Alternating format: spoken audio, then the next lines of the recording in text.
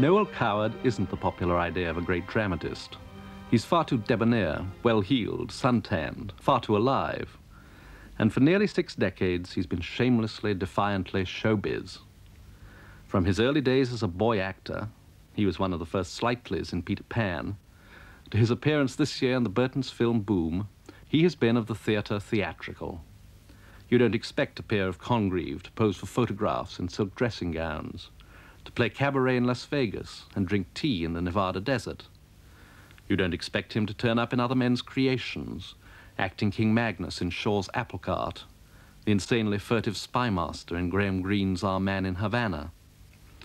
Yet from the beginning, his best work has come from that show business life. His first great success, The Vortex, was written, he freely admits, to give himself a fat part as the drug-taking Nicky. His first classic comedy, Hay Fever, rose out of a weekend of theatrical tantrums and parlor games with the American actress Laurette Taylor and her family. Private Lives was written for Gertrude Lawrence. Designed for living as a vehicle for himself and his friends, the Lunts. From the seedy backstage wrangling of Red Peppers to the old actor's home of Waiting in the Wings, the theatre has been his soil from which he drew strength. Cavalcade seemed more the sort of thing great dramatists should attempt.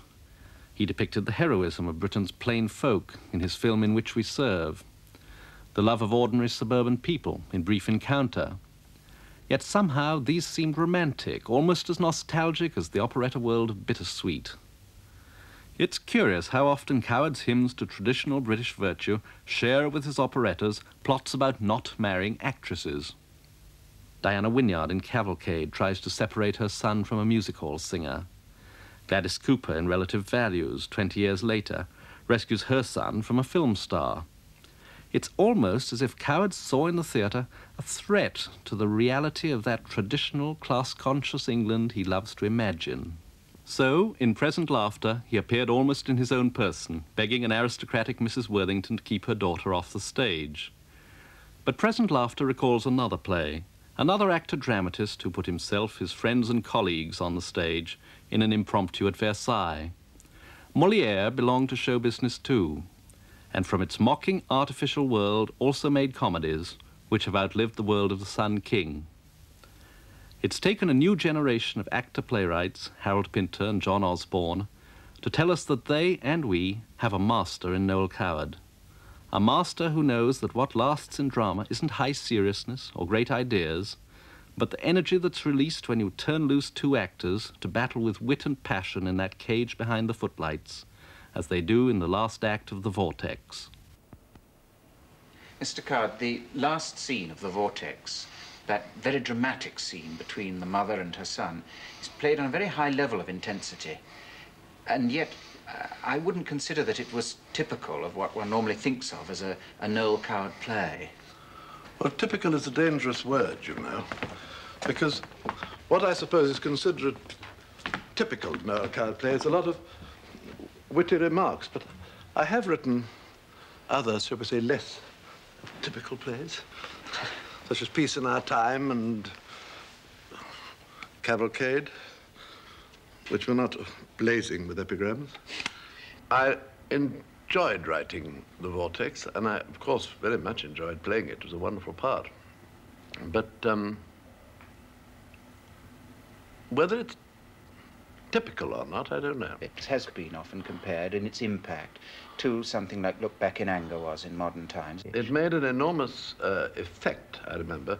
And of course it was also done by my colleague William Shakespeare in Hamlet. Was there any special reason what made you choose that particular theme of the relationship between a son and mother, as in the Hamlet reference, as you've said, and above all a son who takes drugs? Well, the two were mixed up. I put in the drugs to make it more difficult. But originally, I had a great friend who had rather a flighty mother, and I was with him at a nightclub. And there she was with a young man. And the other people in our party at the nightclub started to laugh at her. And I thought how awful for him. I had once went over and kissed her and said, "Hello, how are you, dear," etc., etc. And so they shut up. But it was a very bad moment. And I thought, how dreadful of a mother to put her son in such a position. Do many of your plays spring from that? From something, some specific detail that you've observed? Yes, I suppose they do. I can't remember them offhand. But I think generally I get one quick vision of a scene and build backwards and forwards from that scene. Was it your intention to make people look seriously at these moral problems? No, I don't think that, really, I had any of those high-flown sentiments. I thought, what a good idea to write a very good play with a whacking good part for myself. Has this always been your central inspiration? Sort of, yes. Except when I'm not in the play, that's different. Yes. Then I must say I have thought of writing some whacking good parts for other people as well, so I'm not entirely selfish. But you see, the Vortex was enthused over by every management, and they were anxious to do it on condition that I didn't play it. That was before it had appeared, of course, just when it was in manuscript. Yes. And they all said they'd do it as long as I didn't appear in it. And so I thought, well, nonsense to that. And finally, I went to the Everyman Theatre with Mr. McDermott, and then he said he hadn't got enough money to put it on. So I borrowed 250 quid from Michael Allen, who'd also had his troubles earlier.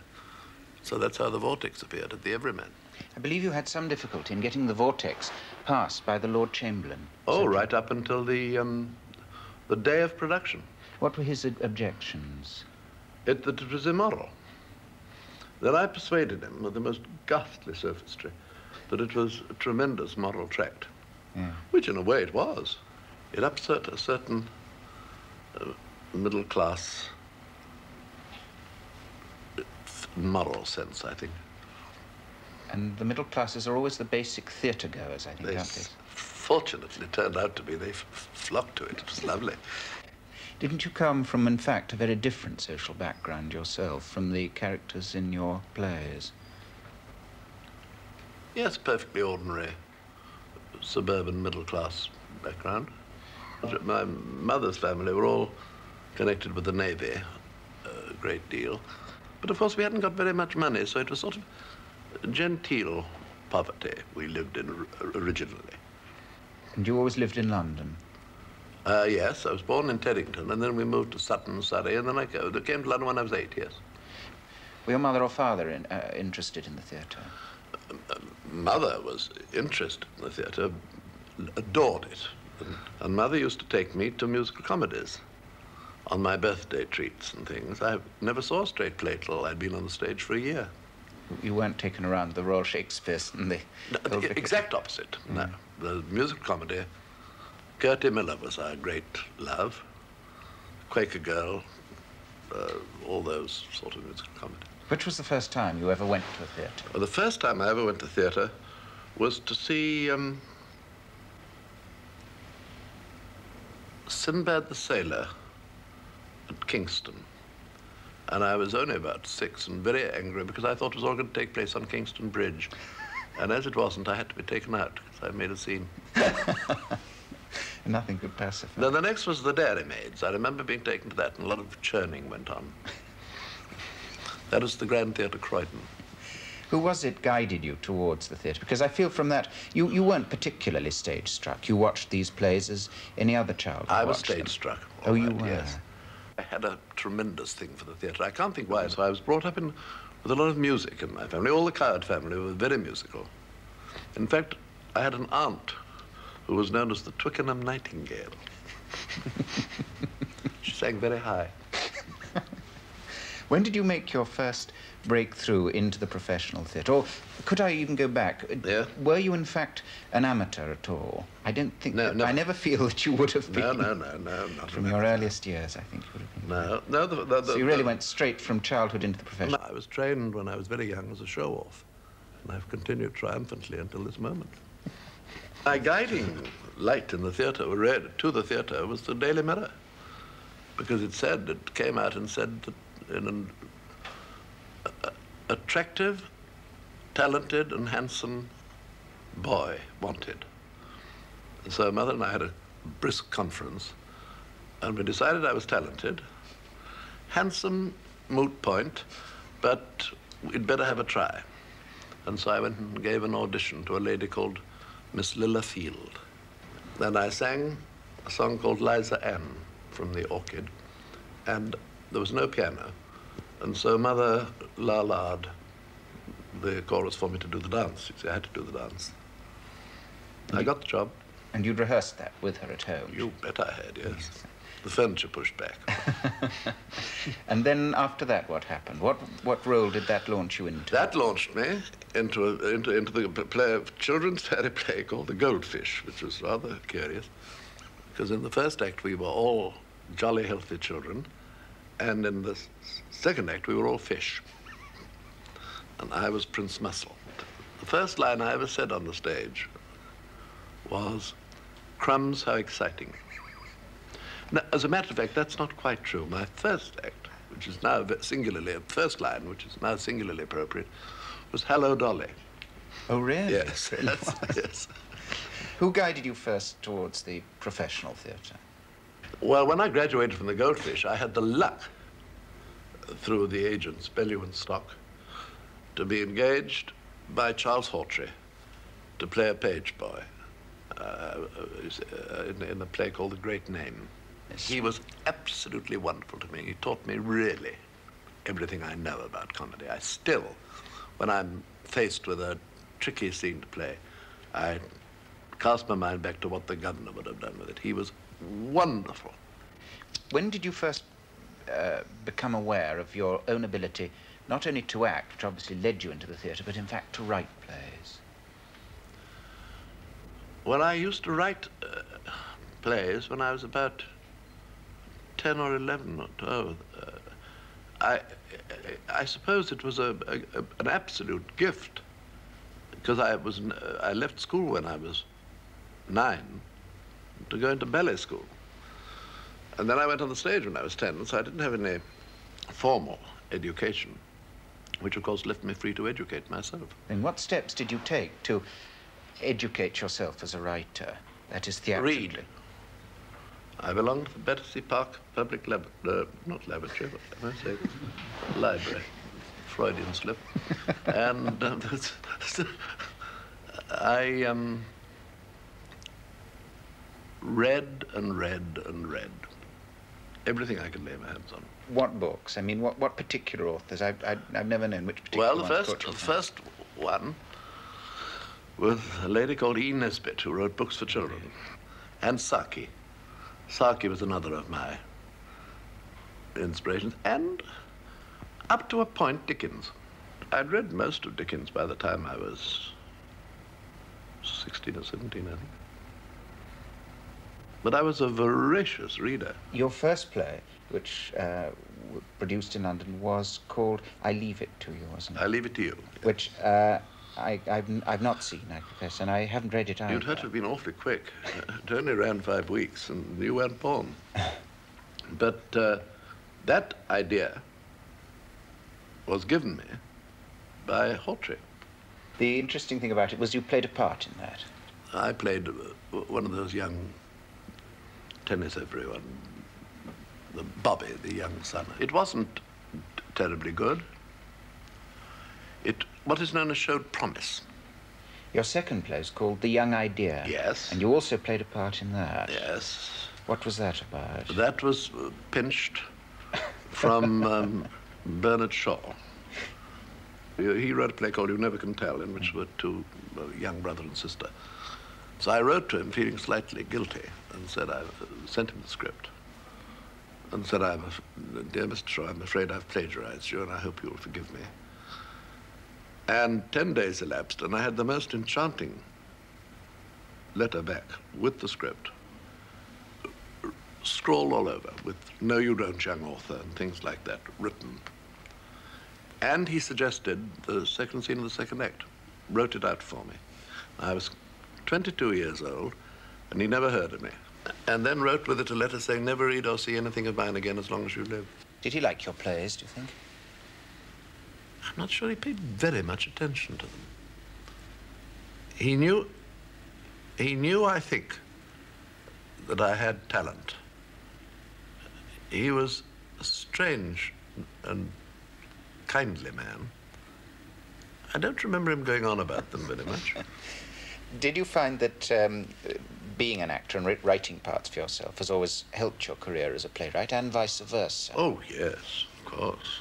Do you interfere with the direction at all, or do you really not them. worry about that? I direct them.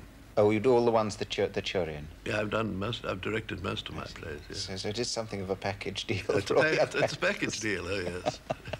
The same year as your second play, later on, you then appeared with Gertrude Lawrence in a review called London Calling, yes. didn't you? You were part author and part composer, weren't you? How did you approach this completely new departure? Well, I'd always longed to be in musicals, and Lord Latham, who was loved theatre, and he was very ill in Davos, TB, and he engineered the whole thing and sent for Charlotte to come out and forced Charlotte to have all my material in it. And then the one thing I wanted to do was to appear in it, but they were all against that. But I had a clause in the contract that said I had to approve the cast. So every glamorous juvenile in London was put up, and I said, no good at all, not enough charm. And so finally there was no one left but me to play it, so I did. That's very good. I was nothing if not determined. Was this the first time you'd done lyric writing? I always wrote verse, since I was quite young. I wrote a whole book called Vegetable Verse, all about vegetables. It wasn't very good. But I loved writing. I loved rhyming. I've always loved rhyming. And then I wrote some lyrics. Miss Doris Joel wrote an operette called Chryssa, which never saw the light of day. I wrote all the lyrics for that. They were rather sophisticated for the story, but nothing was ever seen of it, but it was good practice. That must lie around in somebody's bottom drawer. Oh, I should think lower than the bottom drawer. It was not very good. But verse I've always had a passion for. Rhyming, to me, and inter-rhyming is fascinating. The rhyming of a syllable in one word which fits with another one there. It's like the most intricate jigsaw puzzle. Now, at one time, after you'd had your first successes, you then managed to accumulate a number of plays, all of which were running in the West End at the same time. And among the most successful and important of these surely was Hay Fever. Well, originally I wrote it in 3 days. I took it to Mary Tempest, who turned it down flat. So there wasn't enough substance, and there wasn't enough plot, and she wouldn't do it. And then she was in management at the time. And about 6 months later, Charles Kenyon or somebody sent for me and said that they understood I had a play for Miss Tempest. I said, yes, I have, but she won't play it. He said, I think she will now. And then she did, and played it for 18 months. Actors aren't always the best judges, are they, of the plays which suit them and would Almost never. Now, this was revived only a few years ago, and I saw it myself at the National Theatre. With Edith. Yes. She was violent and effective. Mary Tempest played it originally with that neat, precise, marvelous method that she had, quite unlike anybody else. Edith was the opposite end of the scale. Edith was bravura. When you directed Hay Fever at the National Theatre, did you feel that you had to adjust it in that some of its attitudes and manners might have dated? No, I didn't. Rather surprisingly. Mind you, it doesn't rely on any particular international or particular political situation. It's just a frivolity. It could take place at any time. Yes, Hilda Moore played it originally. Quite straight. Maggie camped it up like mad, and it was very funny. Yes. Maggie deliberately flicked the cigarette holder and was and the train and annoyed Edith. What is the difference in that whole style of acting between the actress who, when the play is originally written, just plays it straight, as opposed to a revival of the play much later when an actress sees something very different in it? Well, I think really the fault lay in me as a director, because I directed both productions. But of course, Maggie is much more a light comedienne than Hilda was. Yes. And so I suppose I think it sort of gelled like that. It came that way. Maggie did a comment. You wrote Hay Fever in a mere 3 days, and then at about the same time you had 3 other plays running in London, didn't you? Or more? No, I had 2 others and a review. Yes. On with the Dance was at the Pavilion, and there was Fallen Angels, Vortex, and Hay Fever, that's right. In any case, you seem to be able to write with great facility and ease. This is a tremendous gift, isn't it? Oh, yes. And nothing but a gift, really. Nothing just but a gift. As if given, yeah. No, you can't work on that. That is sheer luck. The danger of too much of that facility is that you write, and it's done. And sometimes it's not quite good enough. Then I very seldom do revise. I think perhaps I should have revised sometimes more than I have. But it's awfully hard to go back when you think you've done it and it's lovely and then it isn't. Do you alter it much in rehearsal as well? Sometimes, not very much. Which comes first, the character or the situation? Generally the characters make the situation, so generally the characters come first. I think a set situation is awfully difficult to write into. I think it's better for the characters to make it themselves. And even irrespective of whether you're writing for yourself or for somebody else, is there a moment when the character really takes you over? Oh, yes. Madame Arcati. Madame Arcati was going to be a small part. And the moment she appeared, she took me by the scruff of the neck. And I loved her, so I couldn't let her go. So she dominated the whole play. Did Margaret Rutherford create the role? Curiously against her will. She thought it was a very sad part. She thought the whole thing was very sad. Which I suppose was why she was so hilariously funny in it, because she was marvelous. When you're writing your plays, do you read the parts to yourself as you write? I mean, are you acting them out? Generally, I used to write straight onto the typewriter in a very dashing way. But that's, I think, a little bit dangerous, because once it's typed, it looks as if it's finished. And sometimes it isn't. So I've taken to writing in longhand now, and then typing it and revising it as I go along.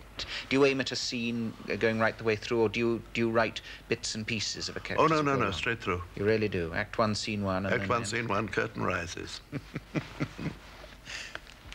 Do you use plays as an excuse for your dialogue? Oh, no, not an excuse. An opportunity to exert my iridescent wit. You have had your failures, really, haven't you? Oh, yes. Booed off the stage. Utmost enthusiasm. Home How do you Chat face and Sirocco. Really? Sirocco was splendid, because that was a real rouser. It wasn't very good to start with, and the gallery was out to make trouble, which they succeeded beyond their wildest dreams. And at the end, they were booing and screaming. My mother, who was slightly deaf, thought they were cheering, and I had to explain, no dear. I then went whizzing through the fast door, and Basil Dean also. Basil Dean never had the courage to go to his opening night, so he'd been away somewhere having dinner. And he heard all this noise going on, thought it was tremendous, so he was ringing the curtain up and down. So I said, listen, Basil, it's terrible. It's a absolute shambles. Let me on. Because I thought, well, then we can get a focal point for the booing. Because I knew I was the one they were after. So I went on and didn't look at the audience at all. I turned my behind to them and shook hands with Ivor and kissed Bunny Doble, and then turned and did the most irritating thing in the world. And stood practically, happily crucified, and refused to let the curtain come down. I thought, I wonder how long they can go on without their larynxes going. And they booed, and they booed, and they booed, and sure enough, it finally died away because they got tired. Then, unfortunately, somebody shouted for Frances Doble, and she stepped forward and said, "This is the happiest evening of my life." So then I broke up, and that was more booing. It was lovely. Anyway, it wasn't really a very good play. It was all right up to a point. One's never completely and absolutely satisfied, you know, which is a very good sign. I think if one is absolutely convinced that it's gorgeous from start to finish, it's liable not to be. The same year that you produced Hay Fever, you also worked for the first time with Charles B. Cochrane in a review. How did you first meet Cochrane? He sent me a very charming telegram about the young idea, and then asked me to lunch, and I went to lunch. Wonderful impresario in the real sense. Well, he had marvelous taste, and he was a very shrewd theatre man. He was wonderful to work for. In Bittersweet, he didn't come to one single rehearsal until the general run-through before the first dress rehearsal. And then he did one of those things which made him a great impresario. He sat through it and walked down to the front of the dress circle and said to the company, "I wouldn't give up my stake in this for £1 million," which, of course, lifted everybody up so that on the opening night they gave the most thrilling performance. Following Bittersweet, you then played with Gertrude Lawrence in Private Lives, which is really a great theatrical landmark. Particularly for Gertie and me, we had a lovely time. I'd always wanted to write a play for Gertie. Her contract with Charlot was up. And so she sent me a telegram saying, "Contract Charlot up, what about it?" or something. And I wrote Private Lives in Shanghai in the Cathay Hotel very quickly and posted it back. And had a telegram back saying, "Read script, nothing wrong that can't be fixed." So I went back, the only thing that's going to be fixed is your performance. Then she later got out of that by saying what she meant was her contract with Charlot. That doesn't sound as if that was what she meant. Didn't ring true. No. When you saw Julie Andrews and Daniel Massey play the scene, representing yourselves, I think to be fair to them, they're meant to be really imitating you, aren't they, more than playing the scene from the play as they would do? Yes, I think so. And I think that it weakens it in a way for that reason, don't you? I thought they did it very well. When one thinks of that scene in Private Lives, it's a very subtle building up of meaningless remarks, but underneath a very yes, but genuine, a tremendous through line all the way through. Yes. And a conspicuous example of people not saying what they mean to say. I don't know, honestly, how deliberate that was. I don't think it was. I think that's how it worked. I don't analyze very much when I'm writing. I mean, I don't... I've read so often, because people have written splendid books about explaining my plays, you know, the motives that cause them. The motives are always far less noble than... the motives when I was, as I say, was to give myself a working good part as a rule, or the main motive was to entertain the audience. What playwrights in particular have influenced you? Well, Shaw, Morn, Barry, Haddon Chambers. He was tremendously helpful to me. He talked to me a lot about the craft of playwriting, getting to your point clearly and precisely and not being irrelevant. Always keep a line. He taught me that. Is your own stage dialogue coloured by the way you yourself speak? In a way that Wilde's, one feels, was? He was a particularly epigrammatic writer, and I should suspect rather an affected talker. Brilliant, but rather on stage. I think my dialogue is more, yes, it's certainly in my own idiom, but I think it's probably a bit more natural. Wilde had a special line in epigrams. I hardly ever make epigrams. It's the form of play dialogue that's rather gone out of fashion. Do you find that you write a slightly different kind of dialogue from your plays of the 1920s, from the dialogue of the 30s, 40s and 50s? No, I think the tone of voice has changed, but then because I think the times have changed. In the early plays, I think I wrote more or less as ideally I would like to speak. It's more concentrated naturally when you're writing a page of dialogue. The danger, I went through one very bad danger, which I think I conquered, of not being too realistic. You see, if you're too realistic, it just becomes pass the mustard, which is not very entertaining. You've got to give the appearance of being ordinary and idiomatic and yet contribute something. As you do write so easily, do you have your plays, as it were, already made in your head, that it's almost a matter of a physical labour of writing them down? They're in my mind for a long time beforehand. And they, generally before going to sleep at night, they come back. If it's a good idea, it comes back into my mind and I get a little more until the moment comes to start writing it. But there have been exceptions. Hay Fever was conceived on a Friday and finished on the Monday.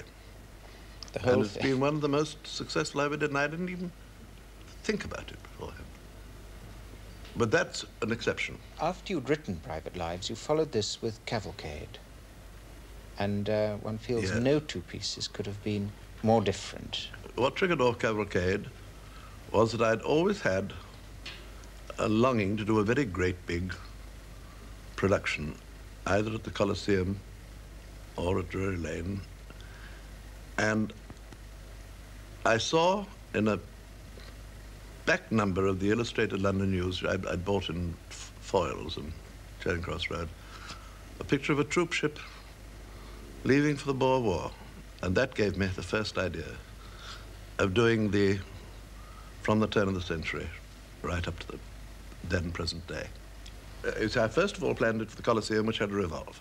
And that was no good. I couldn't get that. So then they said Drury Lane, so I went over Drury Lane with Cochrane and looked at all those lifts and constructed the play from there. What was it like, the first night of Cavalcade? First night was an absolute nightmare. Oh, was it? Well, because the most awful thing went wrong.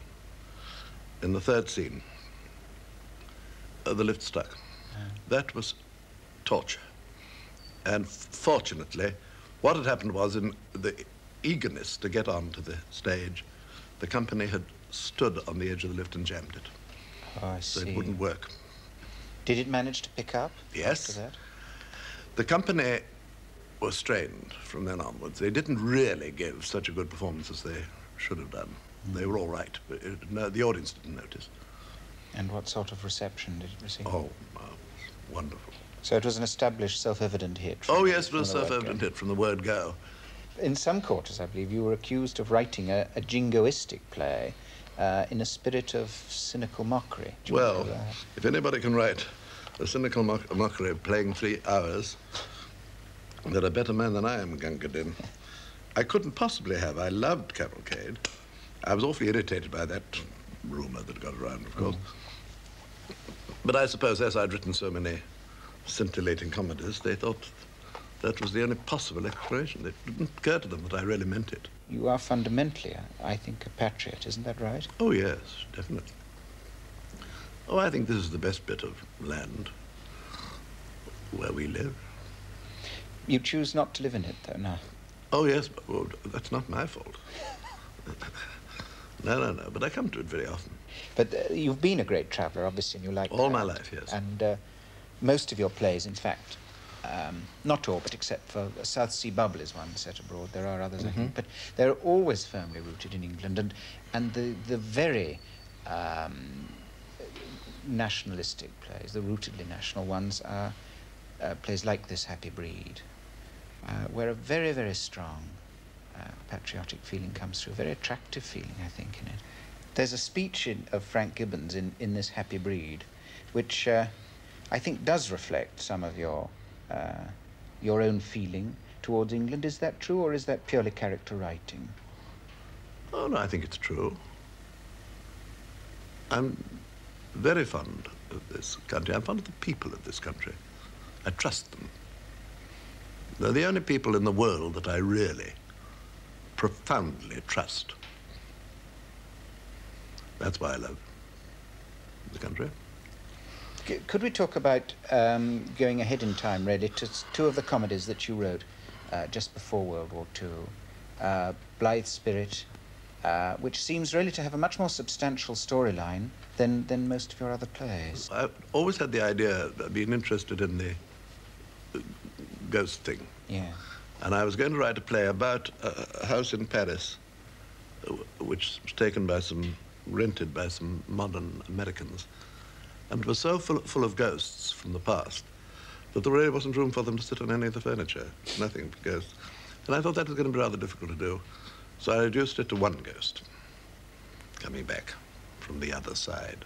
The leading part in Blithe Spirit is one you didn't write for yourself. Charles? Yes. I played it later and found out what a very difficult part it was, because, you see, everybody else has the things to say. Yes. He's the feed. As an actor, it is rather pleasanter to have the laugh lines.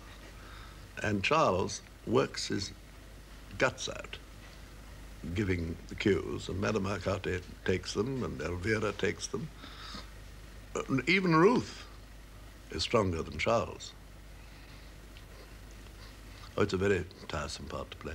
It's often pointed out that the minor characters in Present Laughter are far more substantial people than they are in some of your other plays. Do you think that's so? Yes, I think in a way it is. I think Present Laughter's really one of my best comedies. It's a backstage play, isn't it? Well, it's an autobiographical. It was rather like a pastiche of my own life. There's a speech of Gary's in Present Laughter, which many people I know think shows you at the very best. I'm sick to death of being stuffed with all the confidences. Yes, that's the speech, yeah. I'm sick to death of being stuffed with everybody's confidences. I'm bulging with them. You all of you come to me and pour out your damned tears and sentiment and emotion over me until I'm wet through. And you behave just as badly as I do, really, in many cases a great deal worse. You believe in your lachrymose, amorous hangovers, while I at least have the grace to take mine lightly. You wallow while I laugh, because I believe now, and I always have believed, there's far too much nonsense talked about sex. You, Morris, you love taking your paltry attachments seriously. You like plunging into orgies of jealousy and suffering and torturing yourself and everyone else. That's your way of enjoying yourself. Henry's technique is quite different. He plumps for the domestic blend. That's why he got tired of Joanna so soon. Anyway, he's perfectly suited with poor Elvira. She's been knee-deep in pasture ever since she left Rodin. Joanna is different again. She devotes a great deal of time to sex, but not for any of the intrinsic pleasures of it, merely as a means to an end. She's a collector, a go-getter, an unscrupulous, attractive pirate. I personally know these things. To me, the whole business is vastly overrated. I enjoy it for what it's worth, and fully intend to go on doing so for as long as anyone's interested. But when the time comes that they are not, I shall be perfectly content to settle down with an apple and a good book. Do you think sex is overrated? I'm in theatre. Are we still on? Well, we are, yes. It's a serious question. Do I think sex is overrated in the theatre? I think sex is overrated practically everywhere. Yes. And sometimes underrated. Yes. But I think that, as I say, there's far too much nonsense talked about it. Yes. There it is. I think the weather and sex have a lot in common. When you were writing your first plays in the 1920s, it was always felt you spoke with the authentic voice of the 1920s, and then right clear the authentic voice of the 1930s. Do you feel that your voice is less authentic than it was? I think there's been rather a lot of nonsense talked about the 20s, the gay, bright young things and all that nonsense. They were a very minor part of the 20s. If I were writing a play about the 50s, which I might conceivably do, or the 60s, I think I would have automatically write in that idiom. Each decade carries with it its own changes. I think if you're alert, you fall in with the changes. I believe that Robert Bolt, in answering something that you had in fact written, commented, you had the last of the wine by being allowed the luxury of living in a confident age and therefore had the assurance to write comedy. I don't think security and assurance make for comedy writing. It's a question of the talent. Yes. If you have a gift for light comedy, it will flourish practically anywhere, in any circumstances. And the more weeds and miseries there are around, the more it'll flourish. Are you going to write a new play, or are you writing one at the moment? I'm not writing one at the moment, but I probably shall if the bell rings. You don't feel any particular inclination to just well, knock off a bit? with me, no. I always feel the inclination, providing I get if I get a good idea. If suddenly something can start me off, I'll probably fly to the desk. What about modern plays? Because I know you go to the theatre a great deal. I'll take anything, providing it keeps me entertained. Yes. Pinter you like? Oh, enormously, but he's a brilliant playwright, and very well, from the construction point of view, too. He knows how to construct a play. Yes. And his dialogue is brilliant. Osborne? Yes, variable. Can write brilliantly and explosively, and can occasionally go wrong. Then so can most playwrights. Were you ever known and thought of as a significant playwright? Oh, I'm afraid I wasn't. People never looked you for great... I mean, they must have done for the Vortex. No, they always said, what a pity. As a matter of fact, quite a lot of people said, what a pity that I wasn't more significant. But that never worried me, because I didn't really particularly wish to be significant. I'd like to be contemporary and bright as a button, but I don't think I was all that keen on being significant. I don't think I am now. In your introduction to Play Parade, you wrote, "It seems to me that a professional writer should be animated by no other motive than the desire to write, and by doing so, to earn his living." Would you say that as a lifelong writer in the theatre, that is your philosophy? I'm a professional writer, and a professional writer demands payment. Naturally, I don't sit down and write with an eye on the percentage, but I see to it that it's reasonably within the public intelligence so that I shall get well paid for it. It's my job. I think writing is an art and a craft. And if you can combine the two, you make your living out of it.